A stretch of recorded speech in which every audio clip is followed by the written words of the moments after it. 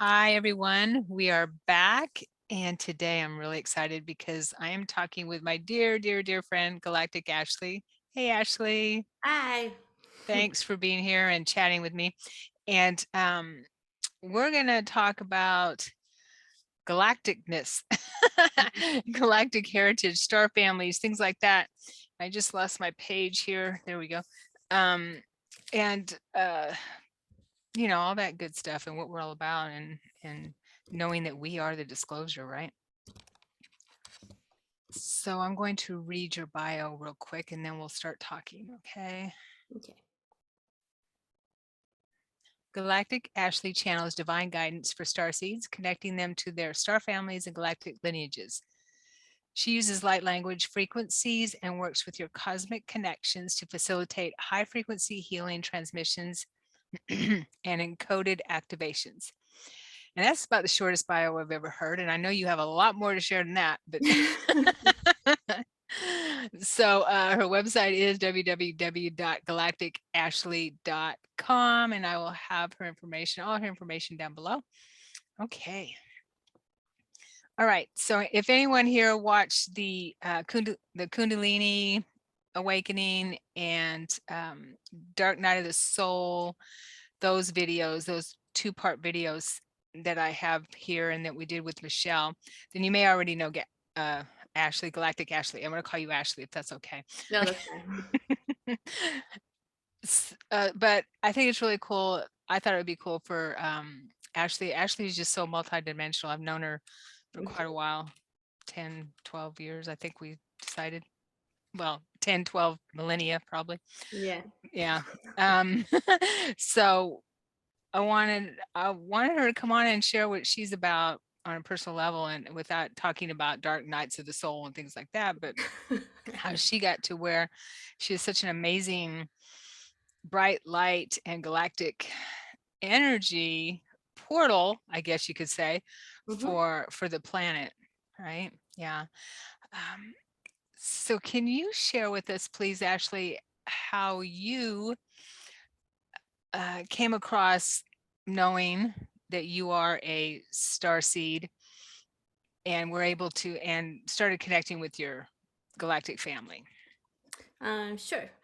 So I actually was not quote unquote allowed to connect with my galactic family, like knowing that I was connecting with them until I was older.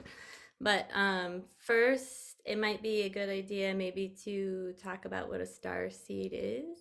Um, so I guess, and also, so I believe that words are just containers, and we create these belief systems. So Starseed can help you begin your journey, and it's like a temporary identity because we are all much more than a star seed or a light worker or whatever, but it's sort of like a good focal point to sort of steer yourself towards, because even within star seed there's like this term, well, I made it up, but it's I call it an edge walker.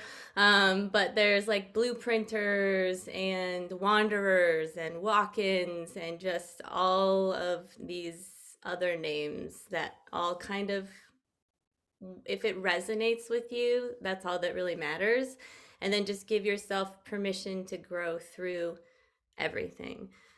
So a star seed to me is people who identify and have this innate longing for the stars. And maybe you have a sense of longing for home, or you experience feelings that you don't belong. Sometimes you might feel sort of lost or not understand why anybody is doing anything that they're doing. Maybe you have a strong affinity towards planets or astronomy or astrology. I can say both of those in this context. Maybe you have other memories of other lifetimes of quote unquote higher vibratory experiences, which, and let's remember, there's a lot of iterations of Earth too. So many of us have been here during other timelines, maybe during Atlantis or Lemuria or I can't remember it, but I'll think of it in a minute. So the thing with being a star seed, though, and part of why I'm here is because at its core, When we don't feel like we belong, what we're really identifying with is that we are sensing separation from source. And this can cause struggles and suffering in this density that is unnecessary unless you choose to suffer. So, connecting with our galactic lineages, they can offer a lot of opportunities to heal and to integrate with our multidimensional aspects and to hold divine presence in the present rather than being focused on down here not being good enough as out there. And oftentimes that is a sign. There's a lot of, and there's no judgment here, right? It can be very frustrating and feel very tense sometimes, especially if you are really being, I'm going to use, I don't want to say the word triggered, but really activated in not the sense of unactivation, but like really in one of those moments where you just, your heart is like expanding and you feel like there's something and it's like over here, and why are you not over here? And I feel it's important to bring that energy into you, because when you do that, you really start doing, if that was all anybody ever did, that would be enough. And I remember hearing that a while ago, and I was like, that's not enough. I got stuff to do. Like, I could just sit in the backyard and meditate.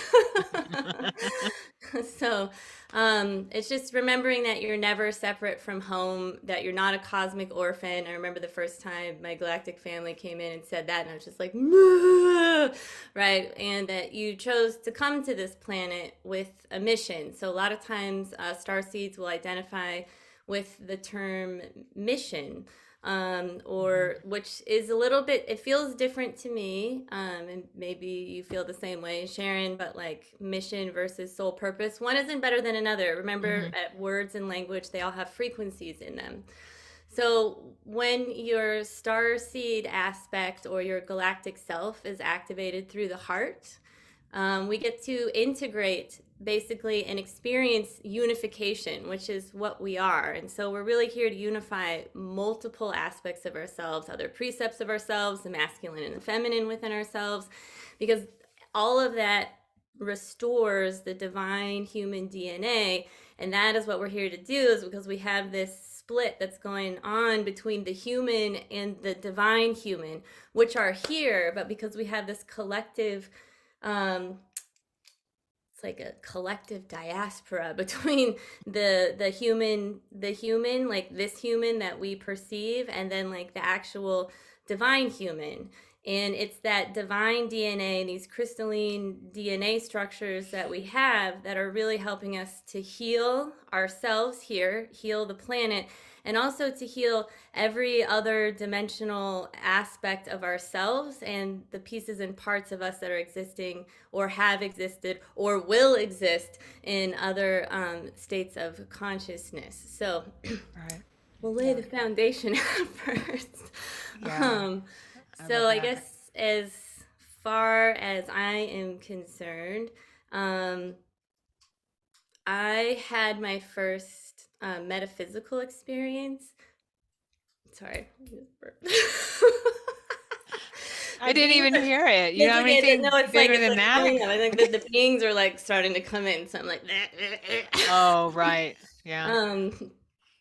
So I had my first Just let it out, We're girlfriend. here for this Okay. one. I had my first metaphysical experience when I was in second grade. I went to a Christian school, and these missionaries, these people came to visit and talk. They spoke about asking Jesus into your heart. And so I was like, yes, that's for me. I'm doing that. Like, that is like, I was very clear that that was happening. And I grabbed my friend David and I said, you want, like, let's do this. Do you want to do this? And he was like, yeah, let's do this. So I ran up to the teacher and we're like, we want to do this. And they said, okay, bring a Bible tomorrow. And write your favorite Bible verse in it. So What school was that? Catholic school or a it was a religious school? Christian school, yeah. Christian school. Sorry. Yeah. Okay. Yeah. The Catholics, they don't work like that. I'll Yeah, get I was gonna say I went to Catholic school. I don't remember anyone coming in and So they said, offering that. go get a Bible or something and bring it tomorrow. And so we did that, and then like write your favorite Bible verse in it. It was like in second grade. I think the only one, Jesus wept. I think it might be like the shortest Bible. It's Mhm. like, that's it. That is the Bible verse. So it's like kitty handwriting in there. It's like, Jesus wept. Just like your Um, bio, very, very short. Yeah, yeah.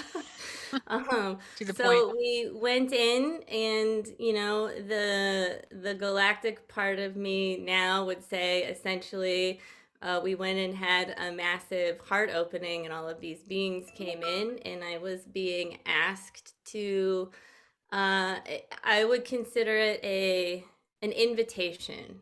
And so to me, looking back, that was my first invitation, and essentially been saying yes ever since then.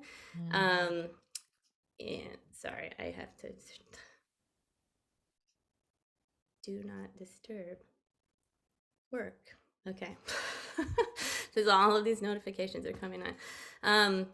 I would say that basically went in and asked for a heart expansion. It was an invitation. I said yes. And then the earth started supporting me, and the beings were supporting me. And it's sort of been a lot of yeses since then. But in that moment, from the second grade version of me, there was a massive amount of beings that were in the room. It was in this chapel, and it was like all of like just like the pictures that you see with like the clouds parting and like the sunshine streaming through, like all of that happened. There was only like the teacher, the two missionary people, and then David and I. There's like that was all that was in there, but And you that was could see not. that then. You sense that and you could see that and you knew There that was was like there was happening. way more than that, and to me they Okay. were just all light beings, and like there was like a lot of energy, and I was like, this is the most amazing thing ever. Wow. So amazing, in fact, that I ran out of there and I recruited the entire second grade class to all go ask Jesus into their heart. And I feel like they thought that maybe they had like the best missionary on the planet. So everybody went in. I think they went in the next day because I don't, there must be some kind of preparation thing. I was very excited. And then when everybody came out, I was like, how did it go? Was that so incredible? Nobody had the same experience that like David and I did. Mm. And then I was like, well, that was the end of my missionary days. It lasted like a whole 24 hours. So nobody had the same experience. And I just remember I was really bummed. Aw. um, and then after that, I switched. So that was in second grade. Fourth grade, I switched schools to a Catholic school. So then now I'm Catholic. Totally different vibe happening. Hmm. Yeah. Body of Christ, so then I had to go get first communion or go through that whole process before going to the Catholic school. So it was just a whole nother indoctrination into like a different thing. But what happened was I had gone to a camp over the summer, and it was a Christian camp with my best friend from the Christian school. And the counselor told me that I was going to hell because I had switched to a Catholic school and had become Catholic. And I'm sitting there thinking, I really don't think you're supposed to be telling fourth graders this. Like, there's something seems wrong. So I just kind of Right. ignored him. And then I went back to the Catholic school, and I was like, do you believe that people that are Christian are going to hell? And it was kind of like the same scenario. I think because I wasn't taught by nuns, they were teachers a little bit, but they were still Catholic. So it's like I don't know. But there was a lot of things that we were being taught that I didn't really agree with. Hmm. And I would come up with scenarios like we were going over abortion, and I was like, so you mean to tell me that an unborn child or a newborn child, or because I would come up with all, what if this happened, what if that happened, what if they didn't get baptized like within the first 5 minutes and then they die, are they going to hell? And the answer was always yes. And I'm like, this, no, like, Yeah. no. Yeah. That So I cannot be. never understood that either, how we could be born in sin, how an innocent little child could be a sinner already. It just doesn't make any sense. And what might be, I'm sorry to interrupt you, but Oh, what you're comes fine. to mind is that could be miscommunication or turning something around about past life traumas and past life stuff, where religion has been able to use, just like spirits being stuck on the earth plane, they call that purgatory, that type of thing. You know what I mean? So they could be using that knowledge that we have past lives, but yet they don't talk about past lives, and they don't believe in the Right. hierarchy doesn't believe in reincarnation. Yeah, Right, because if they do that, then they can't control you with fear, because you would exactly. have another opportunity to make it right or come back again or to choose differently. So it was absolutely intentionally left out of a lot of these religious programming, because it was Mm-hmm. about having power and control over. And then you can link that to the way that a lot of Catholics went into indigenous populations, and especially in like northern Canada areas with a lot of the Inuit tribal Mm, communities, and took their language away from them by stealing their children, like literally out of their homes, and forcing them into these programs where they would basically be beaten if they spoke their native language, and they had to learn English. And the purpose yeah. of that is because of the from what I understand, um, is, well, one, for control. Two, you've now have an entire population that you're trying to create that will be detached from its emotions, because our emotional language is in the original language that we grew up speaking. So Yes. when that's taken away from you, and then you can't communicate that, that's part of why there's a lot of alcoholism in and there wasn't really alcohol in a lot of the tribal communities. So there's a lot of Mm-hmm. plant medicine and a lot of other things, but then all of a sudden you're bringing alcohol in, which is like it's like one of the lowest vibrations. And then you combine that with like your original language being taken away, so your roots, your culture. And when we remember that the languages that we speak, especially these really ancient and indigenous languages, they're all holding key codes. We Right. need those key codes right now. And we need indigenous populations, these beings and these people that basically we've been raping and pillaging for like as long as any of us can remember, Mm-hmm. and to support them to come back into themselves, because they're this is their home planet. And so they need to be back with their home planet, and they're really going to be opening stargates and opening a lot of the fields of energy for us, and shifting the morphic field in a really huge way. It's not an accident that they were targeted and continually are targeted. There's a Yeah. lot of missing women in a lot of the tribal communities. Like now, they're just going missing. So, Oh, well. Yeah, I know. I've always felt that it was a target on the indigenous communities, mhm, what we've done to them all over the world. Yeah. Yeah. yeah, So, I'm glad to hear that, well, Star people are aware of all that, and those things are, I mean, it's a long time coming for sure, but I do feel that things have been in the works for quite a while. Uh, with yeah. I that just said, totally went off roading. yeah, that's okay. Sorry. That's right. We do that here. Yeah. Okay. So, yeah. So when did you start connecting with your peeps, your galactic Okay. peeps? So, well, I'll rewind back to Okay. before the off-roading, because you had mentioned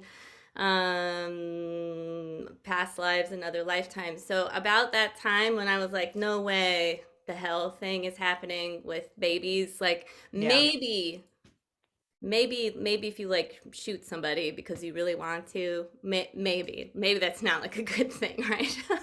You mean in a past life? No, like this is my fourth grade brain trying to like Oh, come okay. to like terms with, there's no way baby's going to hell. Like, I'm not buying that vowel, Right. school teacher. Maybe if you murder somebody, right? So I'm just gonna leave it there. But not a baby. Yeah, maybe, not baby. I Maybe just had a baby. visual. I just have a visual. I had a visual of a gangster baby with a machine gun, Yeah, and I honestly. shooting people. Sorry, that just came to mind. That's okay. Probably, probably what those babies wanted to do when they were saying that. Yeah, Um, totally. so it's what started happening is it's like, but I didn't really realize this until later because it's like all of a sudden it was like I knew about past lives. And it's like my ears would get clogged and kind of like plugged, and I would be learning about past lives, but I didn't know this was happening because it sounds like it's coming from the teacher's mouth. So this happens a lot. It even happens like now.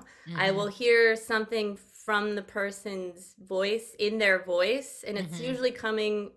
It's either coming from their mind Mm-hmm. or it's coming from like their soul level. It just like tells me something really quickly, and then I'll like turn and like be talking to them like they just But said I do the something. same thing. I'll hear a Yeah. different conversation than what's actually coming out in this frequency. hmm Yeah.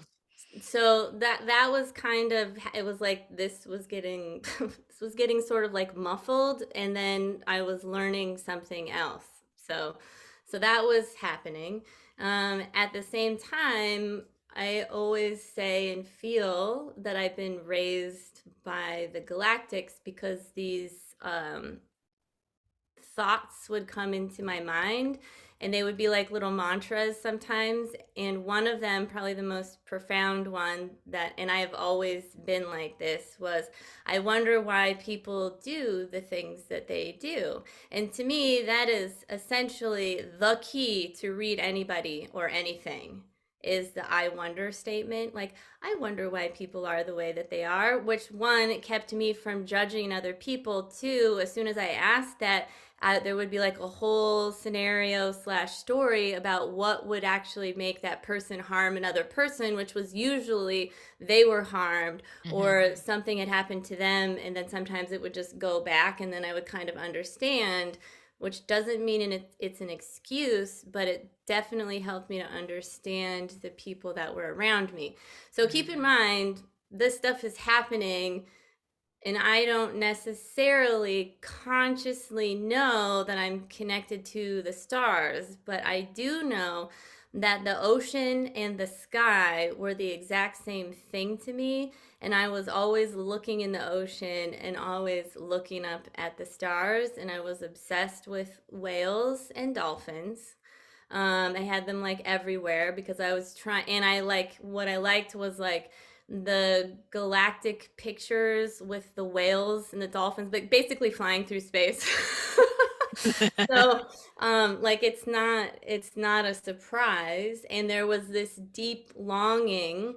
And about the time I was 16 and 15, I was writing these very intense love letters to like this being that was basically on the edge between this space between basically the ocean and the land. And so it's basically like a metaphor between dimensional planes, right? And it wasn't like it's like it was a way for me to connect to like experience love, because I was 16 year, most people and most men don't get it. A 16-year-old boy isn't going to understand. And I was deep then, and I wanted Yeah. to go deep into things and understand why do I feeling these things? What is happening? Like, Mm-hmm. let's go deep. Let's see what this is about. What is happening? And people, teenagers, don't want to do that. I Most can't adults imagine that don't at want to do that. 16. Yeah, I can't Yeah. imagine. Yeah, I know most adults. Yeah. That's it. So That's it. Yeah, that's really unique for sure. and then I didn't mention, so my parents had gotten divorced when I was 6. I don't actually remember the first like really 6 years of my life. I'm not a walk-in. I've asked like 8,000 times. I mean, not that many times, but just like check in every once in a while. And so I think that's probably going to come up here pretty quick. I feel like something was going on. Well, I have a lot of ideas, but once I figure it out, I'll talk about it more publicly. But I had a wolf and a dragon, and I have always been aware of them. I'd feel the wolf jump on the bed, and Mhm. then the dragon I just knew was a part of me, and was like always there, never separate. I think I tried talking about them one time. It didn't go over well, so I never mentioned them again. And then I would communicate with my grandfather, who I never met, by holding my breath underwater.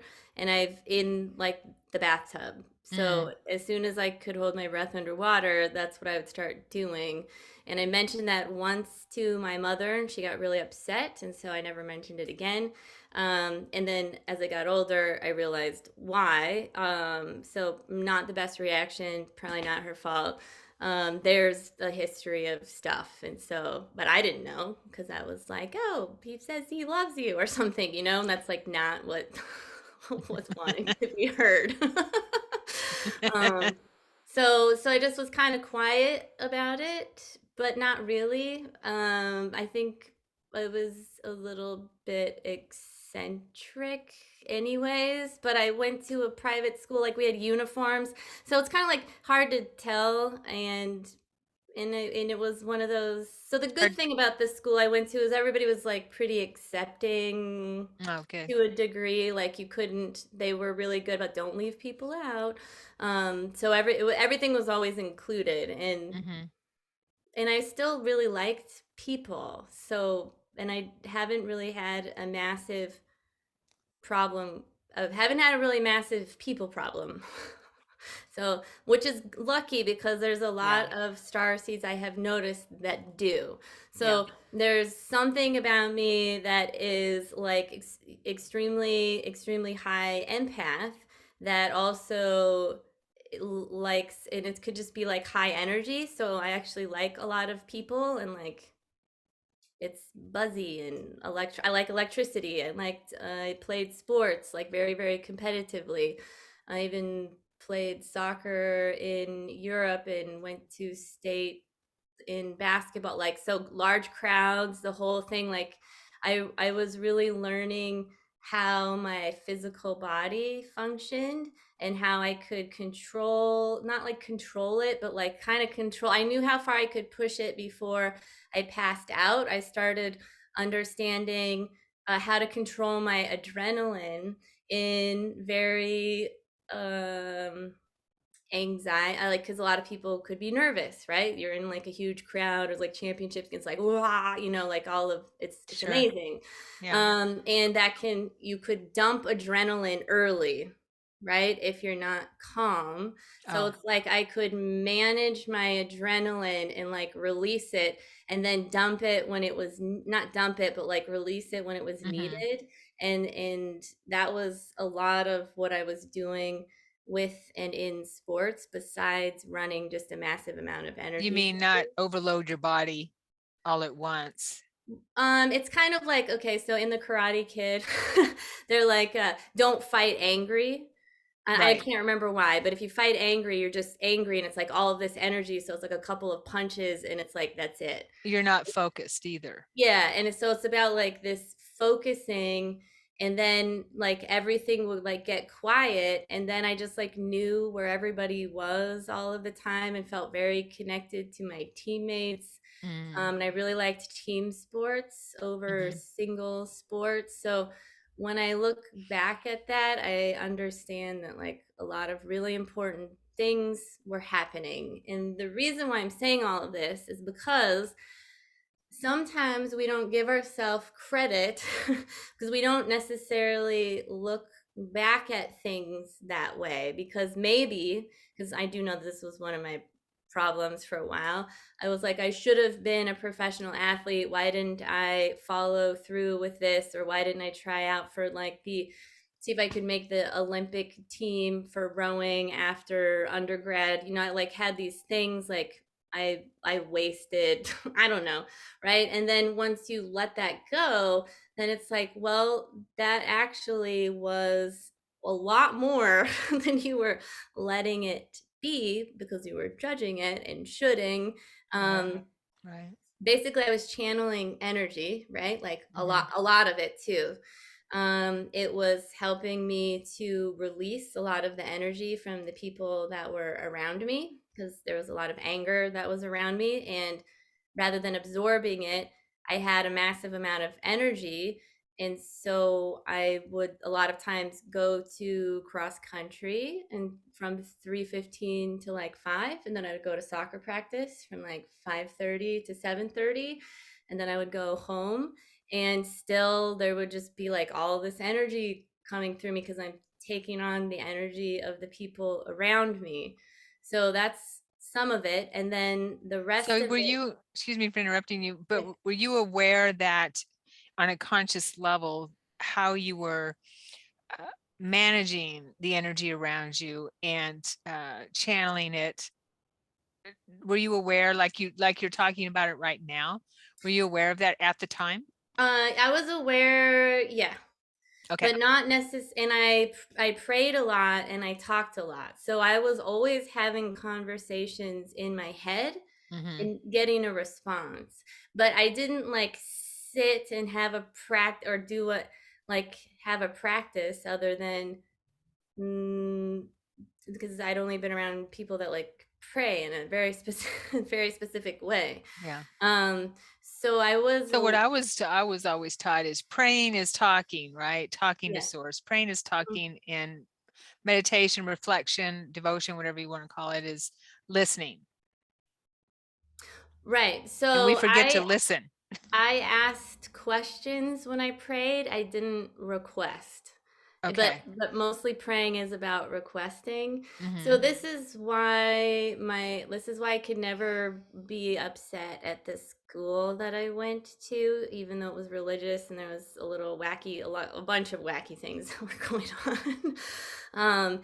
Is because we did retreats like every year from I think like fourth grade all the way through high school. There would be at least a retreat once a year, and the older we got, those retreats would get longer. And by the time we were in high school, they were actually like 4 days long, and they would take us somewhere because they wanted us to go and like experience these, like have devotional type experiences, and there was Hmm. self-reflection involved.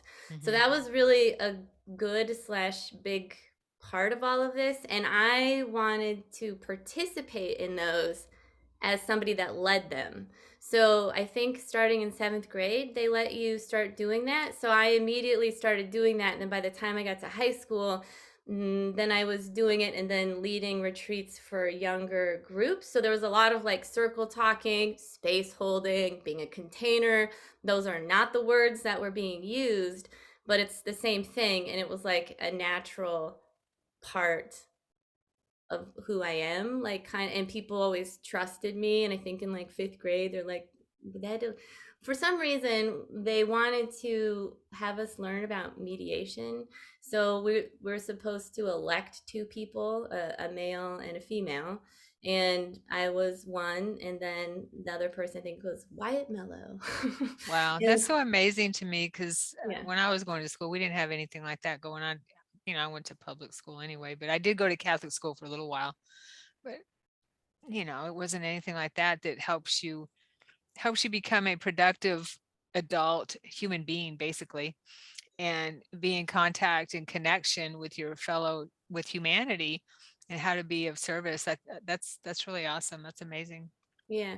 And I don't think like it would have been cool if they talked to everybody about mediation, but it's like they told us about it. They're like, pick two people, and then instead of going to the principal, if there's a problem, then you tell us and we'll tell them.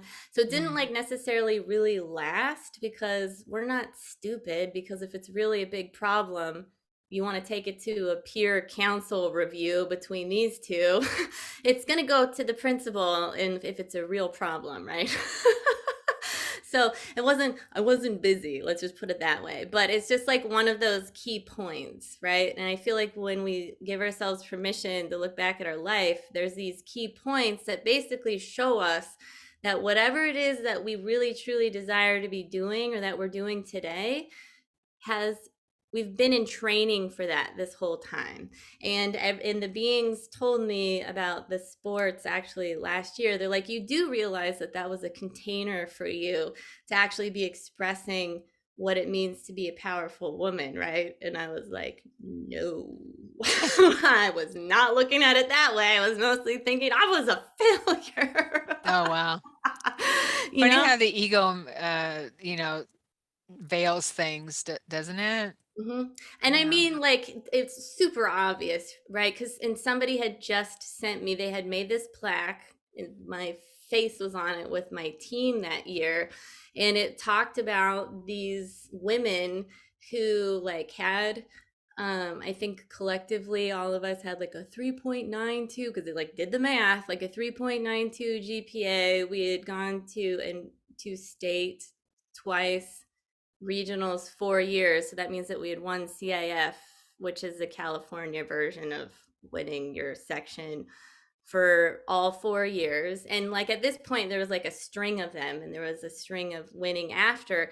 And it was a really great school for women because it empowered you. And so we would go down to the younger kids and talk to them, like, play basketball, get good grades, and all of these things. So it was a You were good role container. models. You were good Yeah, role that's models. exactly what it was. And Right. they were, and they talked to, like, in this art, this thing that's like on the wall, and it was a huge article in the newspaper, was about like determination, and it went beyond the basketball court. So it's like it was literally right in front of me, but I was still like, hmm.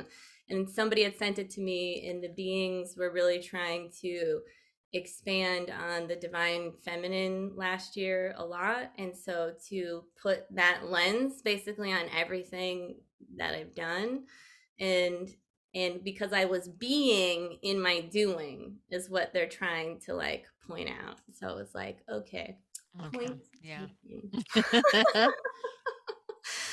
That's um awesome. so yeah, I So when did is there a moment or a time where where you had that knowing or that that inspiration that these beings that are working with you are actually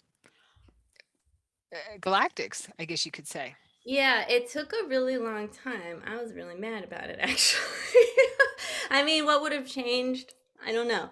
I still Right. had stars on the ceiling. Like, I was still obsessed with stars. Mhm. I was writing light language, but I would not have called it light And language. that's light language behind you, right? Yeah.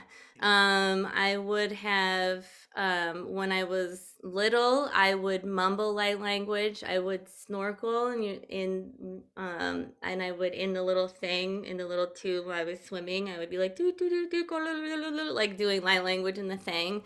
Underwater, I would do all kinds of languages. You know, Right? I wake up Yeah. sometimes speaking light language. Yeah. Um, Yeah, but I haven't been able to perfect it on a conscious level yet because I haven't practiced. But I bet a lot of us actually speak it and we don't know it. mhm. Especially in that in between state, if you hear yourself, speaking or talking in some kind of weird, strange vocabulary or vernacular, that could be light language if you're Mhm. attracted to the galactics. Yeah. Yeah, so I wrote a lot, and I journaled a lot, but I was again writing to a being. Yes. And Yeah. I was like, when are you and a lot of my writing was about being taken away. When are you going to take me away? When are you So this is coming to why get I me? don't, yeah, this is why I don't get to know, right? So Yeah. I'm saying and emphasizing all of this Hmm. for a lot of people. So if you have these memories, like this, these are clues maybe. Hmm. When I wanted the dolphins to like take me away, because again, this is like the abyss that's gonna like take me away, right? I would go out to the end of the pier at nighttime on the wind and stand on the edge, and I'd be like, when are we gonna, like, when That reminds me, I used to stand out in my backyard and yell at the sky, come get me, come get me. I would yell at the sky, yell at them, come pick me up. yeah. But that was as an adult. Yeah, well, yeah, I was doing this all of the time. I would just be Mhm. like looking, right? Because it's like abyss, ocean, abyss, sky. It doesn't matter. Like either Right. you or you, You know what's somebody really take me because it's going take to me? the same place. Yeah. What's really interesting, actually, is that my sister and I take, or photos, is a lot of the photos when we get plasmas and things like that, it looks like an ocean. The it the in the photos look like ocean creatures for one thing, and it looks like we're it getting in the photo, it looks like an ocean. Mm-hmm. Yeah, Because it is. it is. um, and that's what It's the fluid. ocean Yeah, is reminding us, right? And there's right. tons of stargates in the ocean, so it's like I don't care. I don't care what if I go through an air one or a water one, but somebody Mhm. needs to take me through a dang stargate because I was looking for love. So I wasn't trying to necessarily get away from pain or like I didn't like my friends. I just there was more. I knew that there was more love, and that's Yeah. what I was trying to get to. And then in high Mhm. school, I learned about transcendentalism, and I was like, that's the next thing that I need. I need to have a transcendental experience. So when I went to college, I would like walk around at night, trying to turn lights on and off in my mind, like Uh-huh. the lights that shine down on pathways. Oh, And right. The street sometimes lamps and things yeah, like that. Yeah. sometimes they would go off when I walked by, and I was like waiting again, like for the galactics to come down, but that was my transcendental experience, and I didn't necessarily have. So it wasn't really until That uh-huh. reminds me, I'm sorry, but that No, reminds me of go, go. one experience in San Antonio where I was going through my awakening, quickening, that experience, and I was outside yelling at them. I was at a hotel. I checked into a hotel, and I was telling them the address. I was talking to them, to the sky, and telling them what the address was, that they need to come get me. Funny. Did you remind them that they're I like the CE5 thing. That's like it's too hard for me to like do all the Oh, things I because know, they to know exactly where I drop am. down, But drop did you down. remind them that you're on Earth? Yeah, I didn't think about that. I kind of figured Yeah, they knew that. Yeah, yeah. That's funny. That's but funny. yeah, go ahead.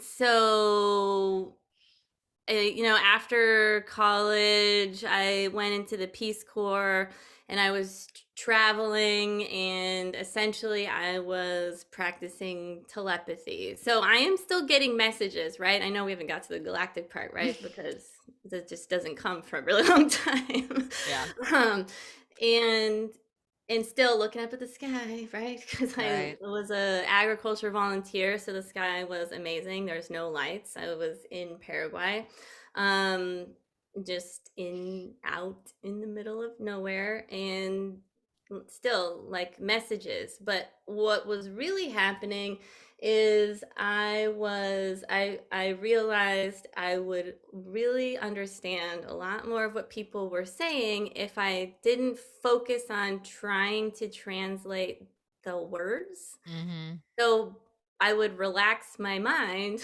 and then I would know what everybody was saying. And then I was having a harder time responding. So I just thought I had a language problem. And the same thing started happening when I was in grad school. I had a lot of opportunities to travel and work in the Middle East, which, would learn some basic words, but I was with someone that spoke and was fluent in Arabic and stuff. So I wasn't really that worried about it. But I still knew what people were saying. I went to visit family in South Pacific. I knew what people were saying. And they were like, how do you know what we're saying? Because they would say, and I would just go do it, right? And so I'm learning telepathy without learning telepathy because I'm being present in my experience, which there's a million other things going on, right? Like I'm feeling tons of energy. I know I'm feeling energy. I know that there are beings that are staring at me. I know that there's these, they call themselves the ancient ones, but even at the time, it's like I'm staring at you, staring at me, staring at me, staring at you, and we're just doing this thing all staring at each other. And again, it's just water, like Yeah. water everywhere. And I could be in my room and lock on to the eyes of Yeshua or whoever was working with me in my room. I mean, I still can, but when I was going through my studies in my room 20 years ago, I would just lock on to their eyes and just see, I in my mind's eye, or they would just, it was like they would just start to almost materialize in front of me when I lock onto their eyes That's awesome. from just, the 3D. Yeah. Yeah. So keep in mind, I'm doing art this whole time, so I am channeling. So when I went to undergrad, I went there to be a vet, but I quickly switched over about 2 years in, and then I went into graphic design and then was taking a lot of photography classes. And then art was what I really, really loved. And that is what really amplified everything, because then now I'm tuning into everyone and everything. And what I'm really doing is I'm studying the human condition. So this is what the first, it's not the first half of my life, but that would, I don't know, the first like 20 something years of Yeah. my life Yeah. are being spent understanding the human condition, developing compassion for the human condition. And that was really why I was also traveling all over, and I didn't have to go out of my way to travel. And I also, now I know that they were also working through me to like hit points on earth and to do other things, but I don't necessarily identify with being a grid worker, but I know that they'll run energy through me, and it doesn't matter because I'm already there. So I don't have to go out of my way to be somewhere. I'm just taken there. Hmm. And things are like offered. So there's that, and then the human condition, right? So I was very focused on documentary photography and looking at liminal spaces and the body, in terms of where does the body start and something else begin. And so, like, my thesis project was called Melting Bodies. It had psychoacoustics in it, which is really binaural beats, and it was outside of space and time. So you, when you entered into this space, because I liked creating environments, you would lose your sense of time, and would be in there for what you thought was like 5 minutes, right? So like I'm still being totally me. I'm just not using this language. And a lot of that is because they wanted me to learn other languages to be able to speak to different people in. So if I also have academic language, and I can also speak with maybe with non-native speakers, and if I can also speak with metaphysical people and still get the same message across, that is a good way to be in service, right? So it Hmm. also would mean that then I also understand what I'm talking about. And you're always bringing messages through. And so a lot of what I teach in my, or facilitate in my courses now, is what I've developed in my own studies of looking at connections between different islands and the objects that connect between those spaces, which is Hmm. exactly the same thing that when we look at statues in Egypt, we are looking at them as art when they aren't art, they're technology. So it's like we have to decontextualize these statues away from them being fine art and seeing them as technology, and to understand that when their noses were cut off and their ears were cut off, they were intentionally chiseled off by people who could read, so that the new power that came in Hmm. didn't want anybody connecting to the stars.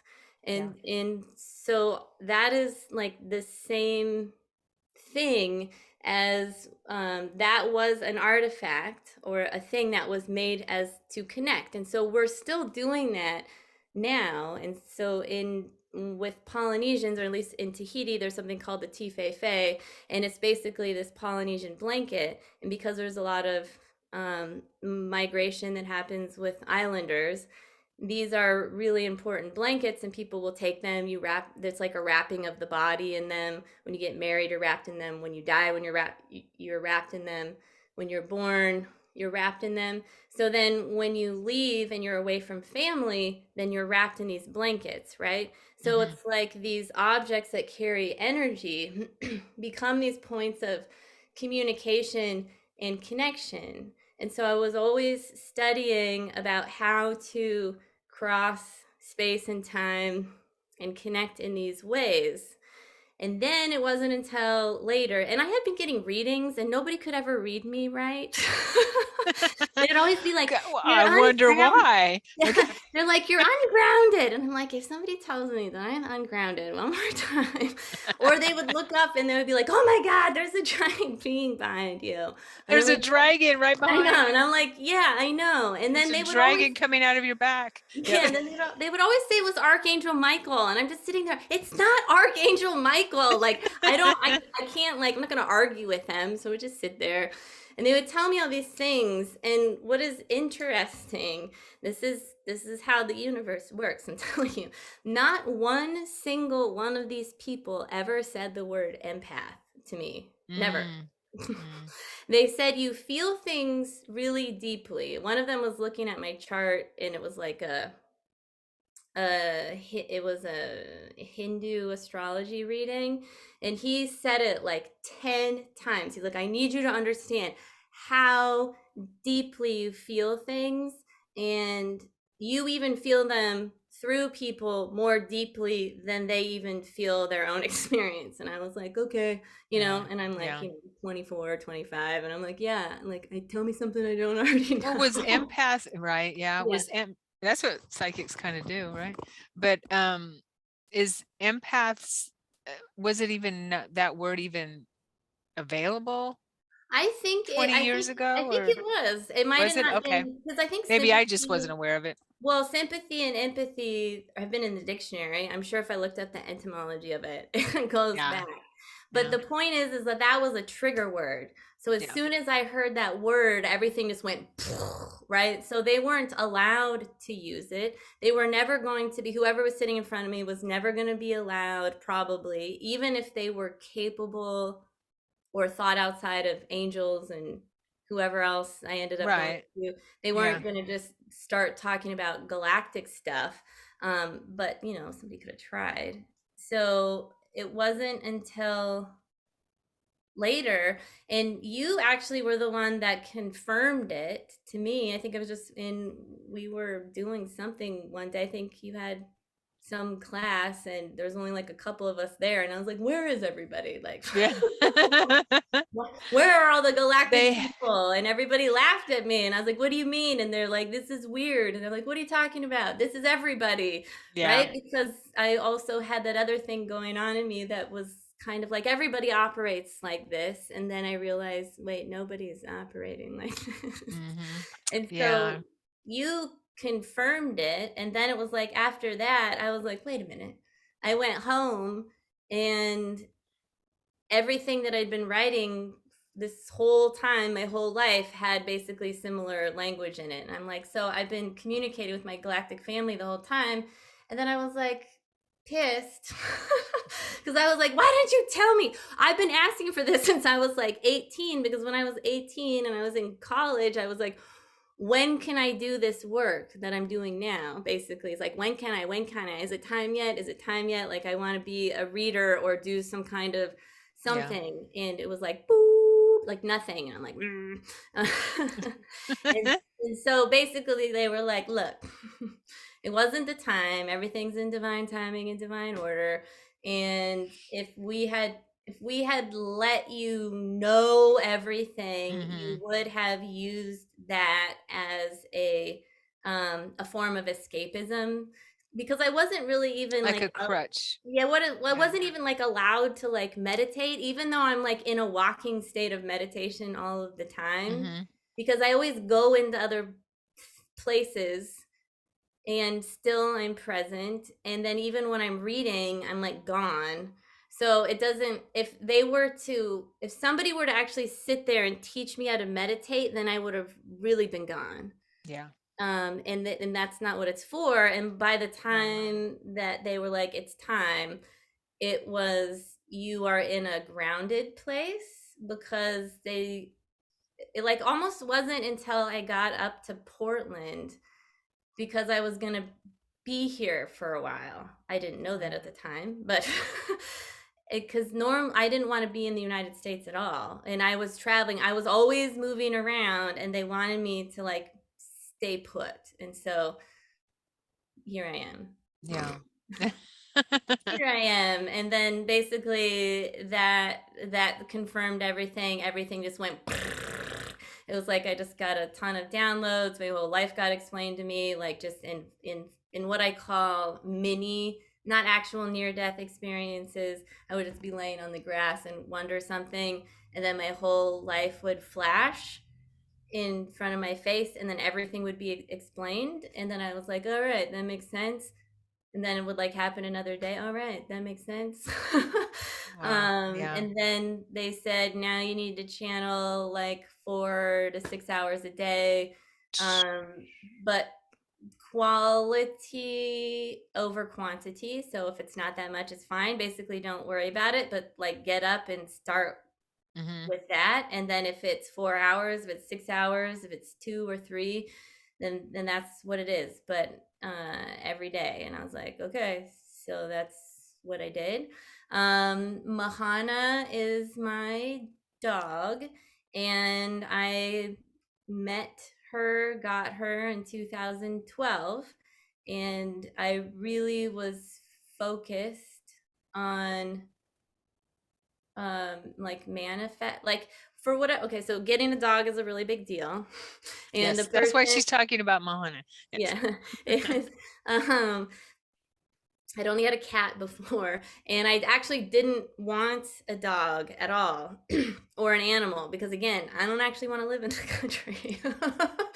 But I had met someone. I was not accepted into this Fulbright program, and he had wanted a dog. So I was like, okay, but you need to have closure with your last dog that had died, and do something with those ashes, go do a ceremony, because I see your dog running around all the time. And I made this altar and I wrote all of these intentions to bring this dog in. And I specifically had done a ton of research and decided Boston Terrier because of the compact size and the energy, and everything that I had read said that you take the people in the family and you match the dog to the median, the average of the family energy, or to the person with the lowest energy in the family. So that wasn't, because I kind of was like, oh, I want a Visla, like so we can go run 10 miles a day together. And my partner at the time didn't have energy like that. So I sort of went in the middle of us, and then compacts because I wanted portable. I needed a Portable's portable good. Yeah. dog.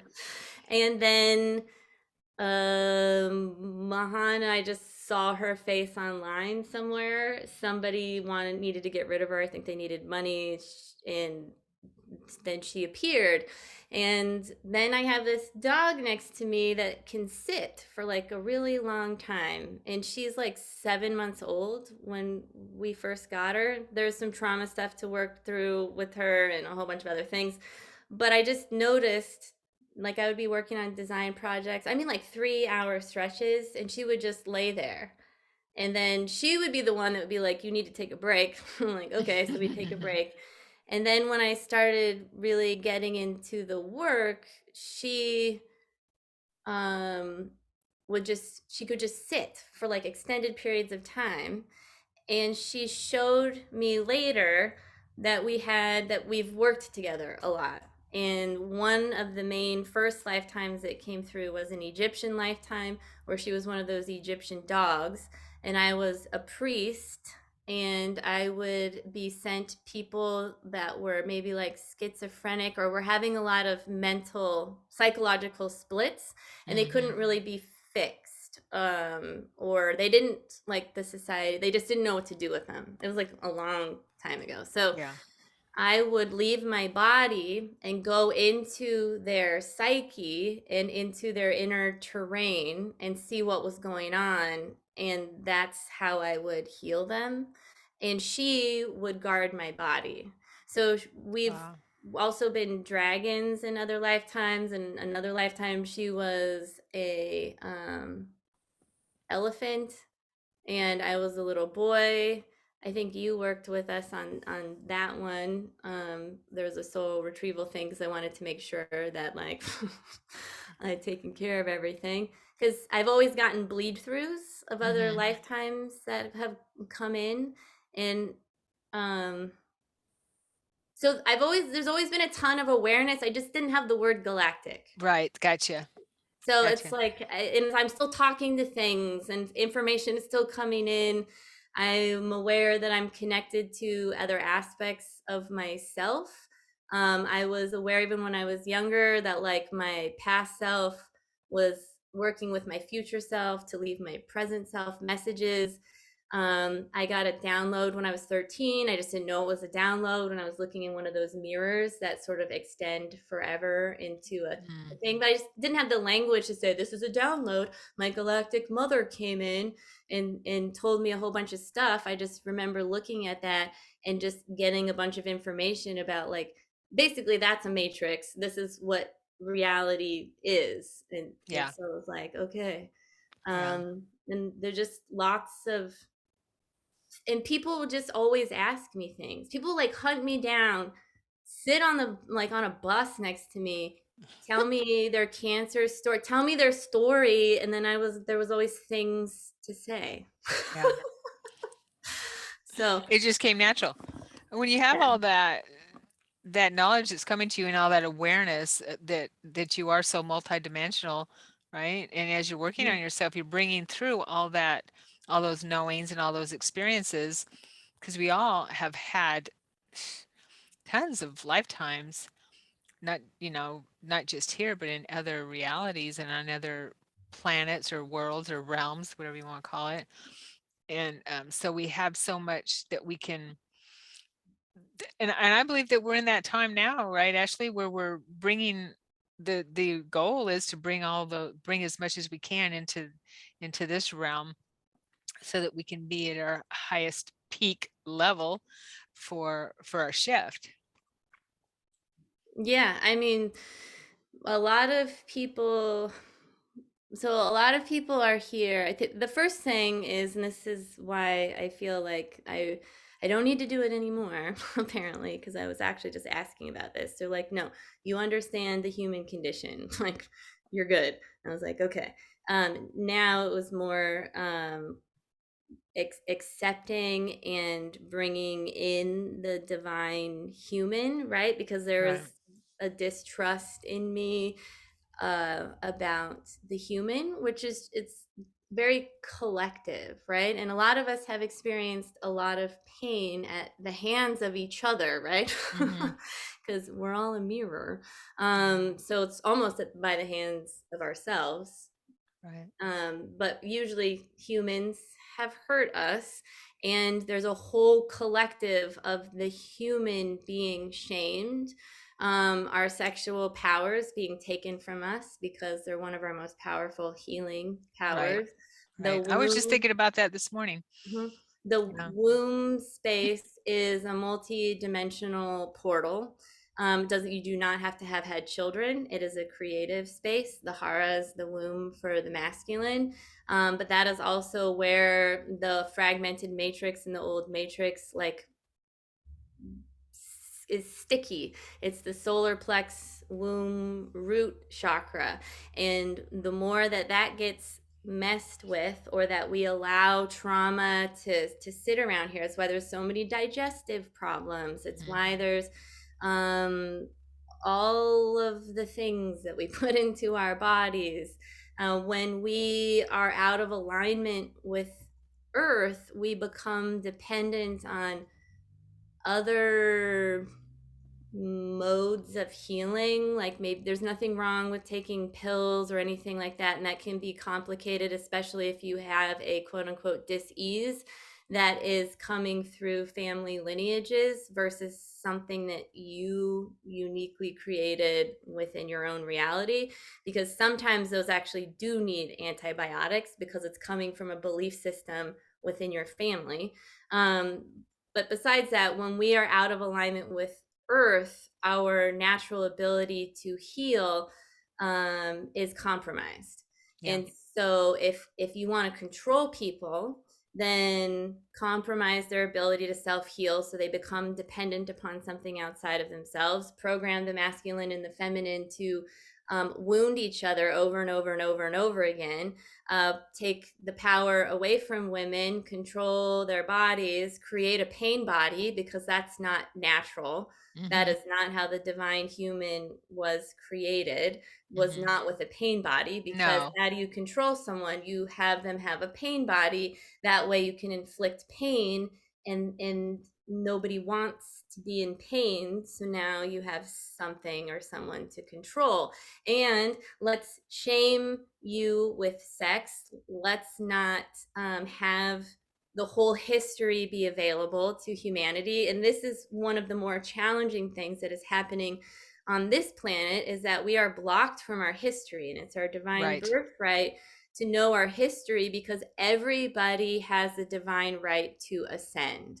And if you don't have your history, you don't necessarily know what to heal. So then on top of that, let's place some false memories within Mm-hmm. you, so you don't really know if that's actually real, or if it's yours, or if it's not yours. It might be a phantom memory. And if you keep healing that and it keeps coming up over and over and over again, it might be a phantom memory. Yeah. So there's so much interference and chaos in the field in general. It's all really very fascinating. Like, it kind of is. It, to say the least, yeah, Yeah. totally, yeah. But when we're stuck in it, it can be debilitating for sure. It's stepping outside it, and when you realize that and start to heal your pain body and everything, and when you get that healing going, and your portals open up and your awarenesses open up, that's when for me anyway, personally, I you can see the much bigger picture and be able to step outside that and forgiveness is number one. That was a huge leap for Mhm. me with my history, is realizing that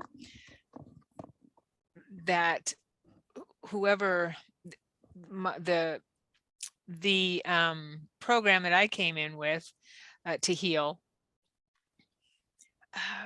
was with with my cousin, and was something that was he and I agreed to, that part of us agreed to a long time ago, because I couldn't heal the original agreement, the original experience. And I'm not a victim, and he was just coming back into these experiences to help me with what I wanted to heal. Even though he ended, so he lowered his frequency so low to be this this perpetrator, I guess you could say it, to appear as a Mhm. perpetrator. But I asked him, we had those conversations. I had that epiphany, it was huge for me. I realized there's nothing to forgive. I felt that the immense love that he had for me from that point of view, that Mhm. unconditional love, where he agreed to lower his frequency so low, I got the better end of the stick. And uh and then now he, when we see things through those lenses of getting out of that victimhood type of um mentality, or shift phase, and shift into that we take responsibility, and that we are responsible for everything, even though it may not seem like it. But when you look outside of it from that higher perspective, I mean, there's so much clarity. Yeah, and what you're getting can be different too. So do you have an awareness that you all are from the same, like, soul family or galactic collective or something? You and your um cousin? it, at that time I just felt, yeah, we were from the same soul family. uh and with that experience, the reason that we kept coming back together is so we could uh heal that. And now he can move on in his journey, and I move on in mine. And so he lowered his frequency in many, lifetime after lifetime after lifetime, and was a um bastard basically in all those lifetimes. Mm-hmm. Okay, he agreed to do that. um but now that he's coming, healing that part of him, his lineage, he can move into a higher frequency and shift. But and then I'm moving into a different frequency. So I don't feel that we will be in that same space of connecting as galactic beings. We may on some level that I haven't tapped into yet. You know Yeah. what I mean? No, I just think that's a really good example. So, so for people who have experienced trauma, and Mhm. we've all experienced trauma on some level.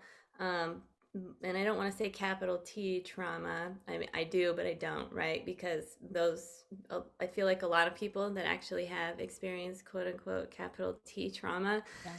um, Yeah. don't uh one of and actually the beings taught me taught me this in like fourth grade. I remember it's like throwing a piece of pizza away. I don't know, I'd gotten like a bad grade in math, and then I was like, oh, I need to stop feeling sorry for myself because there's people starving in Africa or something like that. Mhm. And they were like, do not minimize, you can't minimize your experiences, no matter what they are.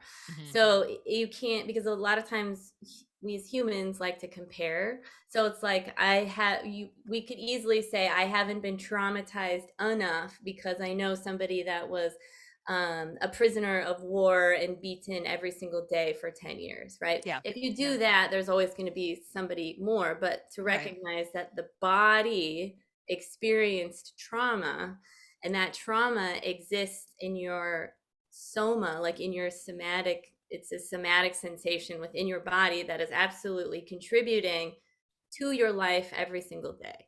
So when we can go back, if you're at a point where you can go back and look, you don't necessarily have to re-experience it, but you can look at, and the beings suggested this, to look at what is going on with the person, to why are they doing this to you. And it really, in the moment, you are a victim in the moment, right? But when Right. that moment's over, then you're not a victim anymore. And that's what's hard with a lot of traumatic experiences to like move through. And then you have to take care of the body because the body is still traumatized because it's holding that pattern in itself. So it's like being able to identify the pattern in the body, because now that's an energy pathway where energy is going to run that way anytime a similar-esque experience will trigger that pattern to run, which could be the lights are out. Like Yeah. it could be something very like seemingly mundane, but to look at the person, because a lot of times that person isn't actually that person in that moment. It's almost, sometimes it's like it could be your experience, right, where you can see that this was chosen and that there's a contract involved, right? And it can also be that there are literally dark forces, or ask like darker ask like that are kind of, this doesn't give them permission to do what it is or make what they did right or wrong. Mhm. But when you look back, sometimes you can see that there was literally, Influences. yeah, darkness happening that was influencing them to Mhm. do that. And that might be more of the experience that was maybe needed. And it's really hard to go back to these experiences because a lot of us want to say, why did this happen to me? And this all contributes to shame, right? Because it's the Yeah. I'm not good enough. Why did they do that to me? Especially if you're like younger, right? And like you Yeah. can't, like, what are, you can't do anything. No, you can't. And Lois Hollis, who I've had on the show before, talks about shame, guilt, and it was brought. It was an energy that was actually brought on purpose, Mhm. intentionally within our energy field. And it came with the what she says with the story of Adam and Eve. Mhm. Yeah, And why does like, and when women are going to carry a lot of that too, right? Cuz we ate the apple. It's our fault. yeah, Everything is messed up It because is. we ate the apple. Yeah, And Jesus, Yeshua has always told me we live in an upside down world. Yeah, I mean, every day it just gets proven more and more, right? but shame is huge, and It it's is huge. really really hard to find. I was like amazed. You have to be like right up on it if you're like work, if you're doing like interior, if you're doing inner landscape work, subconscious stuff, and it's a low glow. It's the very lowest frequency of the emotional. Well, that's Yeah, that. You know what it's called? I forgot. power versus force.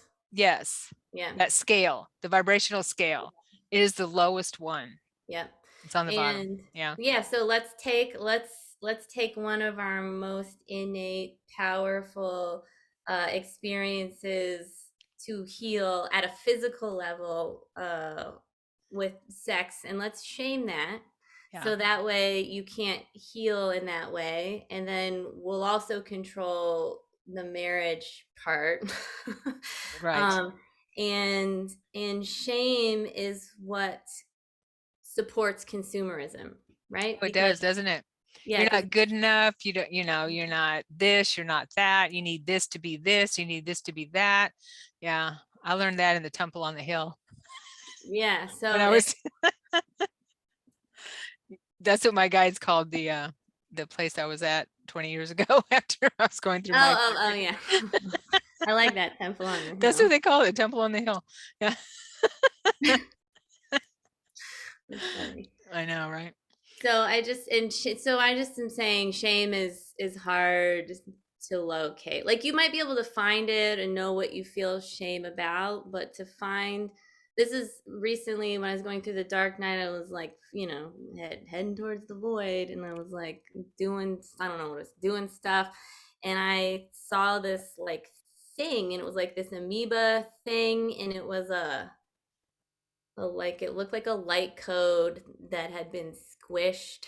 Mm, And it was a like bioluminescent but barely kind of, it was dark, it was like trying to like hide, and it was hmm. like I had to be like this close to it, and I was like, oh, that is shame. Like that I now officially have the signature of what shame feels like downloaded like in a person, so I would like be able to recognize it. And then recently when I was starting to come back up from the void, I actually got the experience of my shame, of what that was connected to, and it's like deep. So I feel like when you're working with shame and you find it and then you let yourself feel it, it'll be very clear and like obvious, hopefully, about what it is, because I was just like, whoa. Because it just Yeah. goes like layers, layers, layers. It's like not just I'm not worthy, but it can be, I think mine was very specific to the body, Mhm. which also makes sense because I think a lot of us have stuff with the body, right? It could also be like Yeah. a galactic thing, but just in general, the body, especially a woman's body, a lot of people have body dysmorphia and all kinds of things, but it just went like, and I was like, holy smokes, like that goes deep. um Mm, and it's, yeah. and especially if you've had if you've had like I'll just go ahead and say negative um experiences with your body, or like whatever power over experiences from something that you didn't want, right? Like that's going to embed and ingrain shame into your system. But I was just like, when you start looking at it, it really like unfolds all the way out. So we're constantly actually interacting with our shame all of the time. Yeah, I mean, it comes to mind when, as you're talking about that, I mean, children who are abused, uh, I mean, shame is there. A lot of children are taught shame during those experiences. That's, Yeah, I mean, yeah. and even if not, like, so this is what the beings were showing me. We're talking about this in one of the courses. It's like you have this baby and everybody's Hmm. like, oh, it's this perfect newborn innocent being. Not even a week later, do you have a good baby or a bad baby? Meaning, does your baby cry?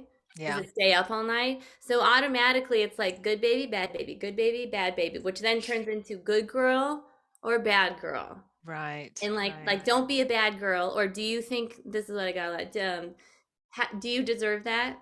Like there's like these phrases, so you don't even have to have like a humongous like trauma. Just the idea of being good or bad, how it like you're innocent for like a couple of days, and then if you're crying all night, That's you're a true. bad baby, Yeah, right? our language, our Yeah, shame on you, shame on yourself, yeah. you should be ashamed of yourself, that kind of thing. Yeah, totally. And I mean, just think about it. And also as we're children or as we're young, I mean, we're naturally curious about our bodies and exploring our bodies as as a young person or child or whatever, just is something that we are programmed to be shameful about just on our own. Yeah.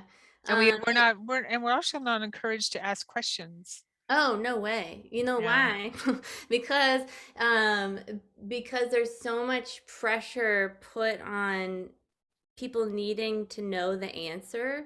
So you're never going to encourage someone to ask a question that you cannot answer, because if you can't answer it, then your shame of being stupid comes up. And society says, especially like men must know things. Yeah. And they need to fix things too. Yeah. So, yeah, And then women are that's like the part of it. garbage disposals for their emotions, because Yeah. men are made to be divorced from their emotions. They're only allowed to feel anger Mm-hmm. and feel nothing. Yeah. So with shame, we it's like a survival technique. It's really like a point of survival for when we're younger, and it becomes this like lifeboat to sort of get to land. The problem is that when we get to land, we don't ditch the lifeboat. We drag the lifeboat with us rather than leaving it. So it's like when you can figure out your shame and where it came from, there's a huge gift in that's creative, and that you were able to develop a technique when you were younger that let you survive through whatever it is that shame originally came from. And then you can let the lifeboat go, because it's and see the gift in it, that you basically constructed a life raft or a lifeboat out of nothing and survived and got through it, and you don't need to take it with you anymore. Nice. um so Yeah. it's all interesting. And to It remember, that we're resilient. Like we humans are. are so resilient. We are. Yes. And this too shall pass is my favorite my favorite mantra, especially these days. Uh I mean, there's just so much that we have be uh to look forward to and be thankful for. And these are really, really amazing times. Yeah, 2020 to 2025 is a huge Hmm. opportunity for growth.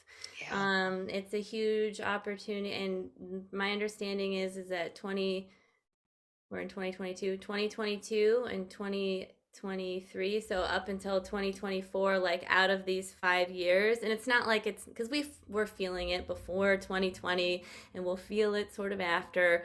um and it's everything will still be amplified, but this just feels very compressed and extremely amplified right now. And the two middle years, so the Yeah. 2020 to the 2024, so basically like right now, or sorry, 2022 numbers, blah, 2022 to 2024 are going to be the more amplified Right. That's what I feel too. time. Yeah. Starting 2022, definitely. I feel 2022 is really a huge shift. I mean, it's Yeah, going on. the solar energies are coming in like even more, and they'll be more consistent. Masculine energies will be coming. My understanding is the equinox of this year. So we've been offered a lot of feminine healing. So it's not like Right. we can't heal both of these in us at any point in time. This is just aligning energies and what the earth is aligning for us. And so she's been supporting the feminine and the mother wound um, frequencies and energies, and now the masculine energies are going to be supported.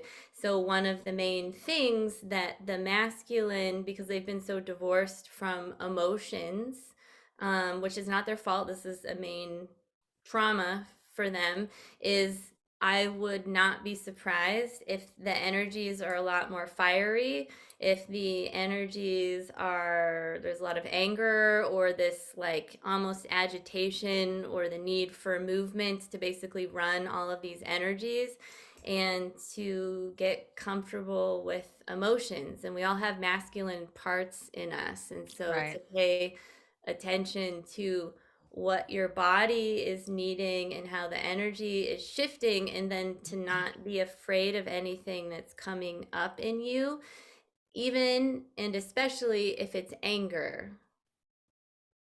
So don't try and like Yeah. not release it. And on the vibrational scale, anger is surprisingly, I was surprised at the time, is pretty high up there. I mean, it's a frequency that's down there low, but it's pretty high up there compared to like guilt and grief and all those, because there's movement with Mm-hmm. anger. At least there's movement.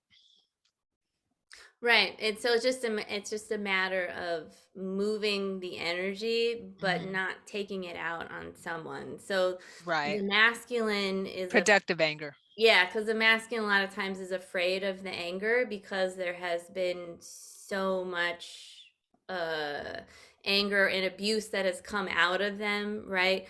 So there's a lot of fear to be that, because if you're angry, then it means you're going to rape and pillage, essentially, Yeah. which isn't true. And this all comes down to trusting yourself, right? And if you can't trust yourself, then maybe go to a place where you can, and hopefully people around you will respect that. So if you need to go in a room and punch something, go into a room and punch something. Just don't punch a person, or No, you get a know, you know what I punching mean? bag. Yeah. Get a punching bag. My sister got one for my nephews. It was a miracle for them. Yeah, especially my younger nephew. But yeah, uh, we all need some kind of an outlet for frustration and all that kind of thing when things come up. We need to have some type of tool that we can use, right? Mm-hmm. Yeah, definitely. We're running out of time Yeah. for this talk. We didn't get to some of the things we wanted to talk about, but can you share you have some courses coming up? Yes. Can you talk about those? Yes. One of the, wait, I think, okay, so if you go to my website, galacticashley.com, and if you sign up for my newsletter, which is very inconsistent, so you're not going to get 1,000 things, I promise. Sounds like mine. You Yeah. you will get a free meditation to connect with your star family, Nice. so that you can do that, and it's fun. So there, to me, there is no special way, because I know we were going to talk about this. There's no special way to connect to your star. Just Yeah. intend, right? Yeah. And go and trust yourself. And I know a lot of people are afraid, because thanks movies and television. Yeah. And to remember that there is an entire universe and there are multiple universes. And so to allow your ego to go away and just allow whatever it is to come through. So I'll just be brief about this. So for me, my galactic family came in. They very shortly after I went through a big, my galactic mother frequency came in. We went through a big shift and a healing for me, so I could release my parents from being my parents, and for my release my mother from being my mother, and realize that she's a master teacher, and that um, doing that shifted a lot for me. So, kind of shortly after that, then I was shown that this is a galactic consciousness. It's not just like these two beings that are my Mm-hmm. parents, right? So it's a Mm-hmm. consciousness, and that this consciousness exists in another universe. A lot of that sort of is kind of blocked from me. I mostly feel like I was connecting to the sort of mother force frequency for a while, but the father energy, the masculine energy came in. But I actually worked with that energy for almost a year before they told me that that was the father energy, right? So I'm saying all of this because as you grow, your awareness of information will also grow, right? Because everything is expanding, and maybe knowing that wouldn't have been helpful. I don't know. It doesn't matter. But I'd had a solid relationship with these beings that I called the Aeon Collective, which were just these ginormous electrical eel like dragons. And I just got that they're the same echelon as the dragon consciousness, which is another group that I channel, which is doesn't matter. They're from beyond the threshold of creation. So they're just these consciousness fields, and I prefer to work with consciousness fields anyway. So Yeah. again, it's about allowing yourself to be your nature, because when I was younger, I was actually trying to do animal communication, and that's not how I function. So it never worked. And so it was always very frustrating. I'm not going to throw a ball of an image to an animal. I want like dive down, like there's direct massive things that happen, and that's not how it works for me. But I didn't know that, right? And whatever. One day a being came in a while ago, like after the, well, actually before the galactic family came, but I knew it was a galactic being. They came in and they put their hand on my shoulder, like I was literally up late, and I felt this hand. I got a download, and basically it was go time. So before that, there was never any classes for me to take on Meetup, and I immediately got on there and signed up for like everything. So there's literally a divine timing and a divine order to everything. So trust yourself, and the Mm-hmm. way in which you interact with energy is teaching you about yourself, right? Because they're looking at your signature and they understand how you function. And if you're capable at some point of observing how you are interacting with energy, that in and of itself is teaching you and showing you about who you are at like your higher self or higher level. Okay, so courses that are coming up this year. So the next one is light language, which I'm always really excited about all of them. But light language, we're going to be going over the verbal, the singing, the sounding, the moving it through your body, the written, Ooh, the maybe I'll take that. yeah, the signing of it. And each one of these courses are 10 weeks, and there's going to be 3 of them this year. So first is light language. The second one is going to be, it's called Dragons Alchemia and our divine architecture. Mahana's excited about that one. And we're basically going to be going over the alchemical process, but in terms of spirituality and in terms of everything that the dragons bring in, which will very much be based on who is present in the group. And if you're interested in dragons, connecting to your dragon lineages or dragon selves, or interested in alchemy, that is one. And then the end of the year will be channeling. And I'm also doing new this year the quantum integration coaching program, which will be starting, the first round will be starting in March. And you can go ahead and just email me at info@galacticashley.com or go to my website and use the contact form and go ahead. I think some of the courses are up, or they will be this week. Okay. So Okay. Wow, that sounds amazing. yeah, I'm excited. Awesome. Yeah, definitely.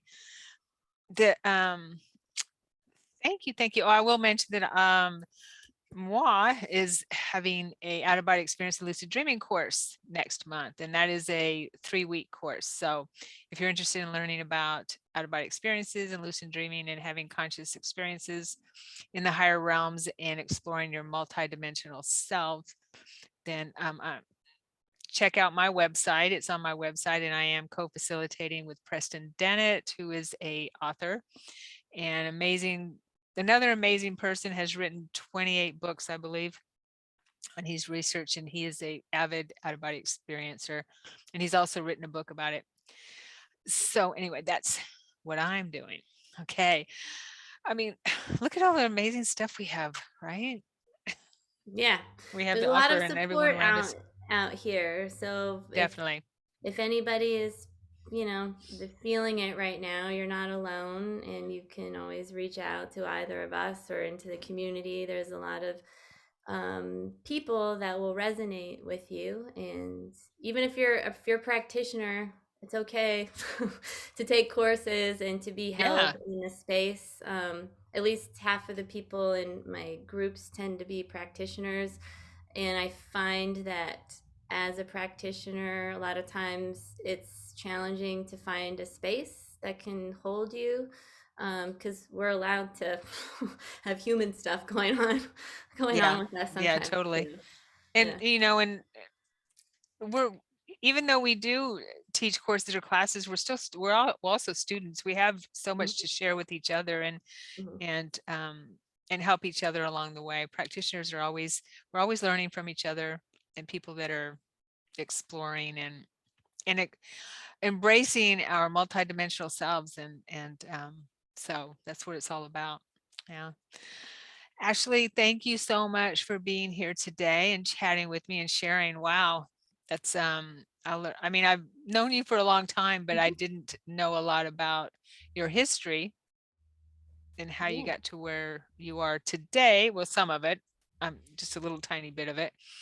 But thank you for doing that, and hopefully we can talk again because I know Yeah. that there's more we wanted to talk about. Yeah. And thank you for having me. I'm always really grateful to be on your show. It's fun. Thank you. Awesome. It's all right. So you peeps out there, please subscribe if you haven't already and like the video. And I'm sure you would like it because I mean, what's not to like, right? And put something in the comments if you would. We'd love to hear what your thoughts on our conversation is, and if there's anything that you would like for me to bring on to the channel that I haven't yet, just let me know. And have a wonderful evening, wonderful day. Yeah. And we'll see you next time. Love you. Mwah. Bye bye. Bye.